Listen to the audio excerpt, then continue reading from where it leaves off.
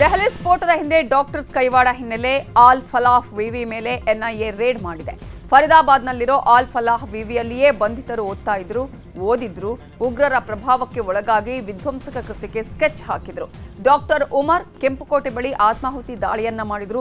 ಇದೇ ವಿಶ್ವವಿದ್ಯಾಲಯದ 7 ಮಂದಿಯನ್ನ ವೈದ್ಯರನ್ನ ಬಂಧಿಸಲಾಗಿದೆ, ವಿಚಾರಣೆಯನ್ನ ನಡೆಸಲಾಗಿದೆ. ಇನ್ನು ಇದೇ ವಿವಿಯ ಲ್ಯಾಬ್ನಲ್ಲಿ ಸ್ಫೋಟಕ ತಯಾರಿಸಿದ್ದ ಮಾಹಿತಿ ಕೂಡ ಎನ್ಐಎಗೆ ಸಿಕ್ಕಿದೆ. ಅಲ್ಲದೆ ಟರ್ಕಿಯಲ್ಲಿ ಭಯೋತ್ಪಾದಕ ಹ್ಯಾಂಡ್ಲರ್ಗಳನ್ನ ಭೇಟಿಯಾಗಿ ಕೃತ್ಯಕ್ಕೆ ಪ್ಲಾನ್ ಮಾಡಲಾಗಿದೆ ಅನ್ನೋದು ತನಿಖೆಯಿಂದ ಬಯಲಾಗಿದೆ. ಹೀಗಾಗಿ ವಿಶ್ವವಿದ್ಯಾಲಯಕ್ಕೆ ಭೇಟಿ ಕೊಟ್ಟು ತಲಾಶ್ ನಡೆಸುತ್ತಿದ್ದಾರೆ. ದೆಹಲಿಯಲ್ಲಿ ಕಾರು ಸ್ಫೋಟ ಪ್ರಕರಣ ಸಂಬಂಧ ಎನ್ಐಎ ಅಧಿಕಾರಿಗಳು ತನಿಖೆಯನ್ನ ಚುರುಕುಗೊಳಿಸಿದ್ದಾರೆ. ಇವತ್ತು ಶ್ರೀನಗರದಲ್ಲಿ ಮತ್ತೊಬ್ಬ ವೈದ್ಯನನ್ನ ಅಧಿಕಾರಿಗಳು ಬಂಧಿಸಿದ್ದಾರೆ. SHMS ಆಸ್ಪತ್ರೆಯಲ್ಲಿ ಕೆಲಸ ಮಾಡ್ತಾ ಇದ್ದ ವೈದ್ಯ ತಾಜ್ಮುಲ್ನನ್ನ ಬಂಧಿಸಲಾಗಿದೆ. ಮೌಲ್ವಿ ಇರ್ಫಾನ್ ಪತ್ನಿಯನ್ನ ಅಧಿಕಾರಿಗಳು ಬಂಧಿಸಿ ದೆಹಲಿ ಕಾರು ಸ್ಫೋಟಕ್ಕೆ ಸಂಬಂಧಪಟ್ಟ ಹಾಗೆ ವಿಚಾರಣೆ ನಡೆಸುತ್ತಿದ್ದಾರೆ. ದೆಹಲಿ ಸ್ಫೋಟದ ತನಿಖೆಯನ್ನ ಎನ್ಐಎ ಅಧಿಕಾರಿಗಳು ಚುರುಕುಗೊಳಿಸಿದ್ದಾರೆ. ರೆಡ್ ಫೋರ್ಟ್ ಬಳಿ ನಡೆದ ಸ್ಫೋಟದಲ್ಲಿ ಬಾಂಬರ್ ಡಾಕ್ಟರ್ ಉಮರ್ ಮೃತಪಟ್ಟಿದ್ದಾನೆ. ಸದ್ಯ ತನಿಖೆ ನಡೆಸ್ತಾ ಇರುವಂತಹ ಎನ್ಐಎ ಹಲವು ಮಾಹಿತಿಗಳನ್ನ ಬಯಲಿಗೆಳೆಯುತ್ತಿದೆ. ಸ್ಫೋಟದ ಪ್ರಮುಖ ಆರೋಪಿಗಳಾದ ಆದಿಲ್ ಮತ್ತು ಮುಜಾಮಿಲ್ ಇತ್ತೀಚೆಗೆ ಟರ್ಕಿ ದೇಶಕ್ಕೆ ಭೇಟಿ ನೀಡಿದ್ರು. ಟರ್ಕಿಯಲ್ಲಿ ಹ್ಯಾಂಡರ್ ಒಬ್ಬರನ್ನ ಭೇಟಿ ಮಾಡಿದ್ರಂತೆ. ಇನ್ನು ಟರ್ಕಿ ಭೇಟಿ ಬಳಿಕ ಭಾರತದಲ್ಲಿ ವಿಧ್ವಂಸಕ ಕೃತ್ಯ ನಡೆಸಲು ಸಂಚು ರೂಪಿಸಿದ್ರಂತೆ. ಇದಕ್ಕಾಗಿ ಟೆಲಿಗ್ರಾಮ್ ಆಪ್ನಲ್ಲಿ ಒಂದೆರಡು ಗ್ರೂಪ್ಗಳನ್ನ ಮಾಡ್ಕೊಂಡಿದ್ರಂತೆ. ಈ ಗ್ರೂಪ್ನಲ್ಲಿ ಎಲ್ಲಿ ದಾಳಿ ಮಾಡಬೇಕು, ಹೇಗೆ ದಾಳಿ ಮಾಡಬೇಕು ಅನ್ನುವಂತಹ ಪ್ಲಾನ್ ಮಾಡಿದ್ರಂತೆ. ವೈದ್ಯರಲ್ಲಿ ಒಬ್ಬರು 2023 ಮತ್ತು 2024 ನಡುವೆ ಇಸ್ತಾನ್ಬುಲ್ ಮತ್ತು ದೋಹಾದಿಂದ ಡಿಜಿಟಲ್ ವಾಲೆಟ್ಗಳ ಮೂಲಕ ಹಣ ಪಡೆದಿದ್ರಂತೆ.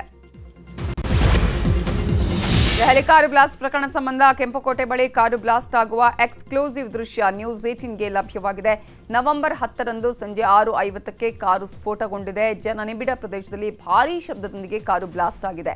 I-20 ಕಾರು ಸ್ಫೋಟಗೊಂಡ ಭೀಕರ ದೃಶ್ಯ ಸಿಸಿಟಿವಿಯಲ್ಲಿ ಸೆರೆಯಾಗಿದೆ. ದೆಹಲಿಯಲ್ಲಿ ಸ್ಫೋಟ ನಡೆದ ಸ್ಥಳಗಳಲ್ಲಿ ಬಿಗಿ ಭದ್ರತೆ ಮುಂದುವರಿಸಲಾಗಿದೆ. ಬ್ಲಾಸ್ಟ್ ನಡೆದ ಸ್ಥಳವನ್ನು ಸಂಪೂರ್ಣವಾಗಿ ಸೀಲ್ ಡೌನ್ ಮಾಡಲಾಗಿದೆ. ಸ್ಥಳದಲ್ಲಿ ಭದ್ರತಾ ಪಡೆಯನ್ನ ನಿಯೋಜನೆ ಮಾಡಲಾಗಿದೆ. ಶ್ವಾನ ದಳದಿಂದ ಸ್ಥಳದಲ್ಲಿ ಪರಿಶೀಲನೆ ನಡೆಸಲಾಗ್ತಾ ಇದ್ದು ದೆಹಲಿಯಲ್ಲಿ ಟೈಟ್ ಸೆಕ್ಯೂರಿಟಿಯನ್ನ ಮಾಡಲಾಗಿದೆ. ದೆಹಲಿಯಲ್ಲಿ I-20 ಕಾರು ಸ್ಫೋಟ ಪ್ರಕರಣಕ್ಕೆ ಸಂಬಂಧಪಟ್ಟಂತೆ ಕಾರು ಮಾರಿದ್ದ ವ್ಯಕ್ತಿಯನ್ನ ಎನ್ಐಎ ಅಧಿಕಾರಿಗಳು ಬಂಧಿಸಿದ್ದಾರೆ. ದೆಹಲಿ ಬ್ಲಾಸ್ಟ್ ಪ್ರಕರಣದ ತನಿಖೆ ಚುರುಕುಗೊಳಿಸಿರುವಂತಹ ಎನ್ಐಎ ಟೀಮ್ ಈಗ ಕಾರು ಮಾರಿದ್ದ ರಾಯಲ್ ಕಾರ್ ಝೋನ್ ಮಾಲೀಕರನ್ನ ಬಂಧಿಸಿದೆ ಮತ್ತು ಉಮ್ಮರ್ಗೆ ಕಾರು ಮಾರಾಟ ಮಾಡಿದಂತಹ ಕೇಸ್ನಲ್ಲಿ ಬಂಧಿಸಿ ವಿಚಾರಣೆಯನ್ನ ನಡೆಸಲಾಗ್ತಾ ಇದೆ. ಇನ್ನು ದೆಹಲಿ ಸ್ಫೋಟದಲ್ಲಿ ಬಾಂಬರ್ ಡಾಕ್ಟರ್ ಉಮರ್ ನಬಿ ಸಾವನ್ನಪ್ಪಿದ್ದಾನೆ. ಕಾರು ಸ್ಫೋಟವಾದ ಹಿನ್ನೆಲೆ ಶಂಕಿತ ಉಗ್ರ ಡಾಕ್ಟರ್ ಉಮರ್ ಮೃತದೇಹ ಛಿದ್ರವಾಗಿತ್ತು. ಹೀಗಾಗಿ ಕಾರಿನಲ್ಲಿದ್ದ ವ್ಯಕ್ತಿಯ ದೇಹ ಡಾಕ್ಟರ್ ಉಮರ್ದೇ ಅನ್ನೋದರ ಬಗ್ಗೆ DNA ಪರೀಕ್ಷೆಗೆ ಅಧಿಕಾರಿಗಳು ಮುಂದಾಗಿದ್ದಾರೆ. ಶಂಕಿತ ಉಗ್ರ ಡಾಕ್ಟರ್ ಉಮರ್ ತಾಯಿಯ DNA ಸಂಗ್ರಹ ಮಾಡಿಕೊಳ್ಳಲಾಗಿದ್ದು ಏಮ್ಸ್ ಆಸ್ಪತ್ರೆಯ ಪ್ರಯೋಗಾಲಯದಲ್ಲಿ ಕಳಿಸಲಾಗಿದೆ. ದೆಹಲಿ ಕಾರು ಬ್ಲಾಸ್ಟ್ಗೆ ಸಂಚು ರೂಪಿಸಿದ್ದ ಪ್ರಕರಣದಲ್ಲಿ ಲಕ್ನೋ ಮೂಲದ ವೈದ್ಯೆ ಡಾಕ್ಟರ್ ಶಾಹಿನಾಳನ್ನ ಪೊಲೀಸರು ಅರೆಸ್ಟ್ ಮಾಡಿ ವಿಚಾರಣೆ ನಡೆಸುತ್ತಿದ್ದಾರೆ. ಸದ್ಯ ಮಗಳ ಕುರಿತು ಶಾಹಿನಾ ತಂದೆ ಸೈಯದ್ ಅಹಮದ್ ಅನ್ಸಾರಿ ಪ್ರತಿಕ್ರಿಯೆ ಕೊಟ್ಟಿದ್ದಾರೆ. ನನ್ನ ಮಗಳು ಈ ಕೃತ್ಯದಲ್ಲಿ ಭಾಗಿಯಾಗಿದ್ದಾಳೆ ಅಂತ ಹೇಳಿ ನಂಬೋದಿಕ್ಕೆ ಆಗ್ತಾ ಇಲ್ಲ. ಇದರ ಬಗ್ಗೆ ನಮಗೇನು ಗೊತ್ತಿಲ್ಲ ಅಂತ ಹೇಳಿದ್ದಾರೆ. आपके मीडिया वालों को हम सब बता चुके हैं। अरे वो मीडिया गई, वो मीडिया गई उससे हम नहीं बताएंगे। हम बार नहीं बताएंगे, नहीं बताएंगे। आप कोर्ट से ऑर्डर ले आइए तो भी नहीं बताएंगे। क्या बात हुई? हमें कुछ नहीं कहना है। अभी क्या बात हुई? हमें कुछ कहना ही नहीं है। अभी आई थी जो टीम, क्या बात हुई? अरे अपनी सफाई में कुछ तो रखिए। हमारी सफाई हमारा दिल है, बस आप मेरे दिल की बात नहीं जानते हैं। कुछ तो बोलिए अपनी सफाई में। उधर करो थोड़ा, सब कुछ बताएं। ದೆಹಲಿಯ ರೆಡ್ ಫೋರ್ಟ್ ಬಳಿ ಕಾರು ಸ್ಫೋಟಗೊಂಡ ಬೆನ್ನಲ್ಲೇ ಕೇಂದ್ರ ಸರ್ಕಾರದಿಂದ ಕಠಿಣ ಕ್ರಮ ಕೈಗೊಳ್ಳಲಾಗಿದೆ. ಪಾಕ್ ಪ್ರಜೆಗಳ ಕೋಟ್ಯಾಂತರ ಆಸ್ತಿ ಮುಟ್ಟುಗೋಲಿಗೆ ಸಿದ್ಧತೆ ನಡೆಸಿದೆ. ಬೆಂಗಳೂರಲ್ಲಿ ಪಾಕ್ ಪ್ರಜೆಗಳ 100 ಕೋಟಿ ಆಸ್ತಿ ಇದೆ. ಹೀಗಾಗಿ ರಾಜಭವನ ರಸ್ತೆಯಲ್ಲಿರುವಂತಹ ಆಸ್ತಿ ಹರಾಜು ಮಾಡಲು ಸಿದ್ಧತೆ ನಡೆಸಿದ್ದಾರೆ. ಪಾಕ್ಗೆ ಹೋಗಿ ಅಲ್ಲಿನ ನಾಗರಿಕತ್ವ ಪಡೆದವರ ಆಸ್ತಿ ಜಪ್ತಿಗೆ ಕೇಂದ್ರ ಸರ್ಕಾರ ಮುಂದಾಗಿದೆ. ಬೆಂಗಳೂರು ಜಿಲ್ಲಾಡಳಿತ ಪಾಕ್ ಪ್ರಜೆಗಳ ಆಸ್ತಿಗೆ ದರ ನಿಗದಿ ಮಾಡಲಾಗಿದೆ. ಬೆಂಗಳೂರಲ್ಲಿ ಒಟ್ಟು 4 ಕಡೆ ಪಾಕ್ ಪ್ರಜೆಗಳ ಆಸ್ತಿ ಗುರುತು ಮಾಡಲಾಗಿದೆ. ಇದೇ ತಿಂಗಳು ಪಾಕ್ ಪ್ರಜೆಗಳ ಆಸ್ತಿ ಹರಾಜು ಪ್ರಕ್ರಿಯೆ ಆರಂಭವಾಗಲಿದ್ದು ಹರಾಜಿನಿಂದ ಸರ್ಕಾರಕ್ಕೆ 100 ಕೋಟಿ ಆದಾಯ ಬರುವ ನಿರೀಕ್ಷೆ ಇದೆ. ಇನ್ನು ಇದೇ ವಿಚಾರವಾಗಿ ಬೆಂಗಳೂರು ನಗರ ಜಿಲ್ಲಾಧಿಕಾರಿ ಜಗದೀಶ್ ನ್ಯೂಸ್ 18 ಜೊತೆ ಮಾತನಾಡಿದ್ದಾರೆ. ಕೇಂದ್ರ ಗೃಹ ಇಲಾಖೆ ಕೊಟ್ಟ ಸೂಚನೆಯಂತೆ ಕ್ರಮ ವಹಿಸಲಾಗಿದೆ ಮತ್ತು ಕಸ್ಟೋಡಿಯನ್ ಆಫ್ ಎಮಿನಿ ಪ್ರಾಪರ್ಟಿ ಆಕ್ಟ್ ಅಡಿಯಲ್ಲಿ ಶತ್ರು ರಾಷ್ಟ್ರಗಳ ಆಸ್ತಿ ಮುಟ್ಟುಗೋಲು ಹಾಕುವಂತಹ ಅಧಿಕಾರ ಇರುತ್ತೆ ಎಂದಿದ್ದಾರೆ. ಎನಿಮಿ ಪ್ರಾಪರ್ಟೀಸ್ ಆಕ್ಟ್ ಏನಿದೆ ಆ ಆಕ್ಟ್ ಅಡಿಯಲ್ಲಿ ಯಾರು ಪ್ರಾಪರ್ಟಿಯನ್ನು ಹೊಂದಿದ್ದಾರೆ ಅವರು ಎನಿಮಿ ಆಗಿದ್ರೆ, ದೇಶದ ಪ್ರಜೆಗಳಲ್ಲದೆ ಇದ್ರೆ, ದೇಶದ ಎನಿಮಿಗಳಾಗಿದ್ರೆ ಅಂದರೆ ಶತ್ರುಗಳಾಗಿದ್ರೆ ಅಂಥ ಪ್ರಾಪರ್ಟಿಗಳನ್ನ ಶತ್ರು ಪ್ರಾಪರ್ಟಿ ಅಂತ ಘೋಷಣೆ ಮಾಡುವಂಥ ಅಧಿಕಾರ ಕೇಂದ್ರ ಸರ್ಕಾರದ ಗೃಹ ಇಲಾಖೆಗಿದೆ. ಅವರು ಘೋಷಣೆ ಮಾಡುವಂಥದ್ದು ಅದನ್ನ ಸದ್ಯಕ್ಕೆ ಕಸ್ಟೋಡಿಯನ್ ಆಗಿ ನಾವು ನೋಡ್ತೀವಿ. ನಾವು ಪತ್ತೆ ಮಾಡೋದಲ್ಲ.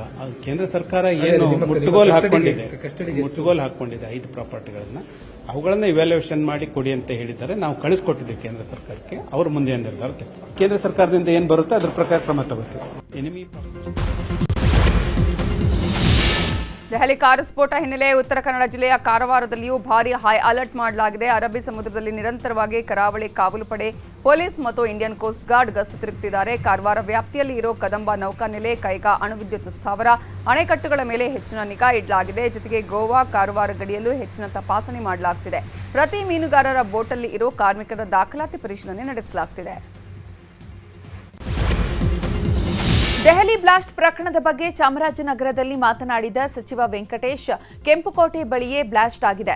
ಡಾಕ್ಟರ್ ಇಂಜಿನಿಯರ್ಗಳೇ ಇಂತಹ ಕೃತ್ಯ ಮಾಡಿರೋದು ದುರಂತ. ಅವರಿಗೆ ದೇವರು ಏನ್ ಬುದ್ಧಿ ಕೊಟ್ಟಿದ್ದಾನೋ ಗೊತ್ತಿಲ್ಲ ಅಂದಿದ್ದಾರೆ. ಇದೇ ದುರಂತ ಇದು. ಯಾರೋ ಪಾಪ ಹೊಟ್ಟೆಗಿಲ್ದವರು, ಏನೋ ಕಷ್ಟದಲ್ಲಿರೋರು, ಇಂಟೆಲಿಜೆನ್ಸ್ ಫೇಲ್ ಅಂತಿದ್ರಲ್ಲಿ ಗೊತ್ತಾಗುತ್ತಲ್ವ.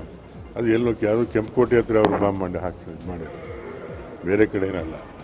ಅಥವಾ ಸಿಟಿಯಿಂದ ಹೊರಗಡೆ ಮಾಡಿದರೆ ಅದೊಂಥರ, ಸಿಟಿ ಮಧ್ಯದಲ್ಲಿ ಮಾಡಿದ್ದಾರೆ. Definitely it's A failure. ನೋಡಿ, ಇದೇ ದುರಂತ ಇದು. ಯಾರೋ ಪಾಪ ಹೊಟ್ಟೆಗಿಲ್ದವರು, ಏನೋ ಕಷ್ಟದಲ್ಲಿರೋರು ಏನೋ ಮಾಡ್ತಾರೆ ಅವರ, ಅದಕ್ಕೋಸ್ಕರ ಅದೊಂಥರ. ಇಂಥ ವಿದ್ಯಾವಂತರು, ಇಂಜಿನಿಯರ್ಗಳು, ಡಾಕ್ಟ್ರುಗಳೇ ಇದನ್ನು ಮಾಡ್ಲಿಕ್ಕೆ ನಿಂತಿರೋದು. ಇದು ದೇಶದ ದುರಂತ ಇದು. ದೇವ್ರು ಏನು ಬುದ್ಧಿ ಕೊಟ್ಟಿದ್ದಾನೋ ಏನೋ ಅರ್ಥ ಆಗ್ತಾ ಇಲ್ಲ. ಇನ್ನು ಬಿಹಾರ ಚುನಾವಣೆ ಗೆಲ್ಲೋದು ಕಷ್ಟ ಅಂತ, ಸ್ಫೋಟದಂತಹ ಘಟನೆ ನಡೆದಿದೆ ಎನ್ನುವಂತಹ ಅನುಮಾನ ಇದೆ ಅಂತ ಸಿಎಂ ಆರ್ಥಿಕ ಸಲಹೆಗಾರ ಬಸವರಾಜ ರಾಯರೆಡ್ಡಿ ಹೇಳಿದ್ದಾರೆ. ಕೊಪ್ಪಳದಲ್ಲಿ ಮಾತನಾಡಿದ ಅವರು, ದೆಹಲಿಯಲ್ಲಿ ನಡೆದ ಕೃತ್ಯವನ್ನ ನಾನು ಖಂಡಿಸ್ತೇನೆ. ನೈತಿಕತೆ ಇದ್ರೆ ಗೃಹ ಸಚಿವ ಅಮಿತ್ ಶಾ, ಪ್ರಧಾನಿ ನರೇಂದ್ರ ಮೋದಿ ರಾಜೀನಾಮೆ ಕೊಡಬೇಕು. ಕೇಂದ್ರ ಸರ್ಕಾರದ ಇಂಟೆಲಿಜೆನ್ಸಿ ವಿಫಲವಾಗಿದೆ. ಮೋದಿ ಅವರು ದೇಶದ ಜನರಲ್ಲಿ ಕ್ಷಮೆ ಕೇಳಬೇಕು. ಪರಿಹಾರ ಕೊಟ್ರೆ ಜೀವ ಬರಲ್ಲ ಅಂತ ಹೇಳಿದ್ರು. ನೋಡಿ, ದೆಹಲಿಯಲ್ಲಿ ನಿನ್ನೆ ಕೆಂಪುಕೋಟೆ ಹತ್ರ ಉಗ್ರ ಸಂಘಟನೆಗೆ ಸೇರಿದಂಥ ವ್ಯಕ್ತಿ ಈ ಕೃತ್ಯವನ್ನು ಮಾಡಿದ್ದನ್ನು ನಾನು ಖಂಡಿಸ್ತೇನೆ.